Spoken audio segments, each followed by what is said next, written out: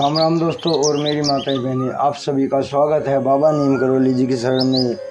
आप सभी का स्वागत है मैया रानी के दरबार में। मेरी आदि पराशक्ति माँ नव दुर्गा पार्वती आपके सभी संकट दूर करे। आप सभी के लिए अर्जी लगाता हूँ प्रभु की शरण में।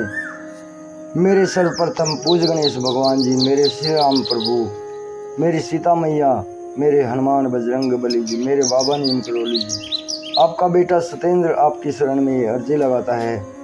जो भी मेरा भाई मेरी माताएं बहनें आपकी ये महिमा सुन रहे हैं, उनके सभी कष्ट तुरंत दूर करो भगवान।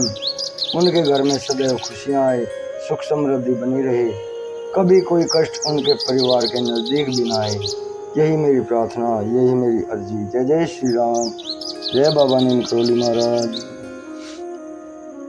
दोस्तों और मेरी माताएं बहनें, आज हम बहुत ही महत्वपूर्ण विषय है पाकिस्तान के वे दो शहर जिन्हें भगवान राम के पुत्रों लव और कुश ने बसाया था, उनके बारे में चर्चा करते हैं। आपके भाई से कोई गलती हो तो उसे क्षमा कर देना, साथ जुड़े रहें। अभी पूरा ज्ञान नहीं है आपके भाई को, अतः क्षमा चाहता हूँ और अभी शुरू करते हैं। भूख और तंगहाली से जूझते हुए पाकिस्तानियों को भगवान राम और उनके बेटे की याद आ रही है।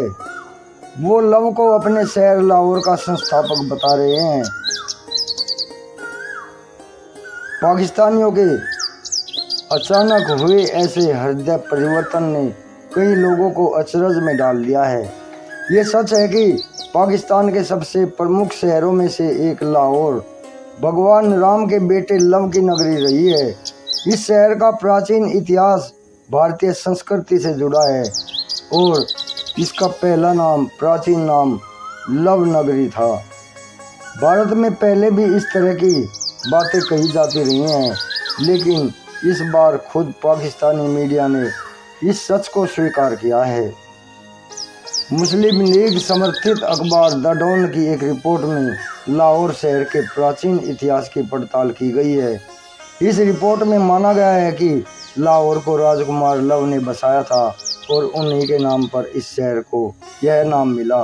साथ ही पाकिस्तान के एक अन्य शहर कसूर को भगवान राम के दूसरे बेटे कुश का बसाया हुआ बताया गया है। इसके बाद इस शहर के कई पुराने मंदिरों और ऐतिहासिक इमारतों के बारे में बताया गया है। आमतौर पर पाकिस्तान और पाकिस्तानी मीडिया वहाँ के प्राचीन इतिहास से इनकार करता रहा है। सिंधु घाटी सभ्यता के बारे में पाकिस्तान में ज़्यादा बातें नहीं की जाती। वे मोहम्मद बिन कासिम से पहले के इतिहास को अंधेरे का युग कहते हैं। यही वजह है कि पाकिस्तान अब तक इस सच को स्वीकार करने से बचता रहा है, लेकिन अब आश्चर्यजनक रूप से पाकिस्तानी मीडिया में इसकी चर्चा हो रही है।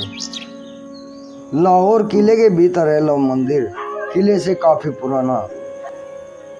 लाहौर किले के भीतर मौजूद है लव मंदिर, लाहौर की सबसे पुरानी इमारत है। यह मंदिर किले के बनने से काफ़ी पहले का यहाँ मौजूद था। मुगल काल में बादशाह अकबर ने इसके चारों ओर किले का निर्माण करा दिया, जिसके बाद यह मंदिर भी किले का हिस्सा हो गया।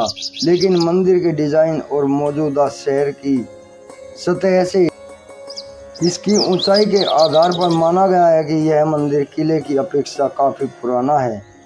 7वीं सदी में चीनी यात्री ने भी लाहौर को बताया था मंदिरों का शहर। 7वीं सदी में चीनी यात्री युआंग चांग भारत की यात्रा पर आया था।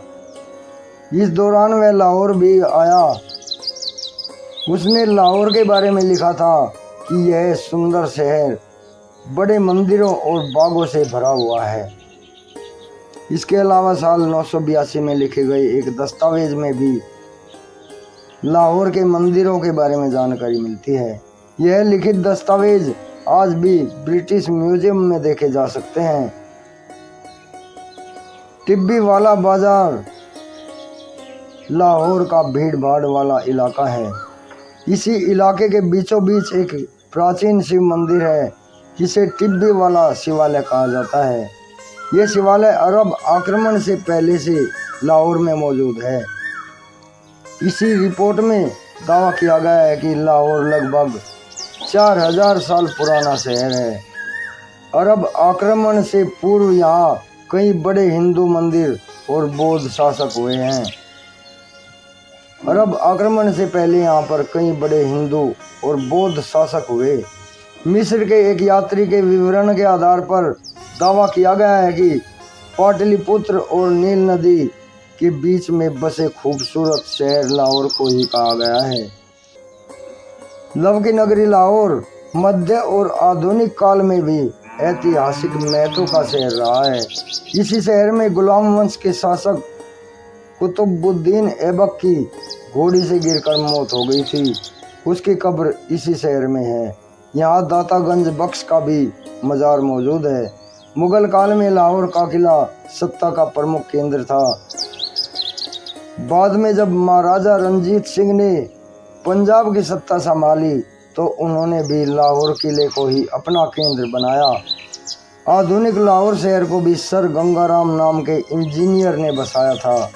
उनके नाम पर दिल्ली में एक प्रमुख अस्पताल भी चलता है, सर गंगाराम अस्पताल।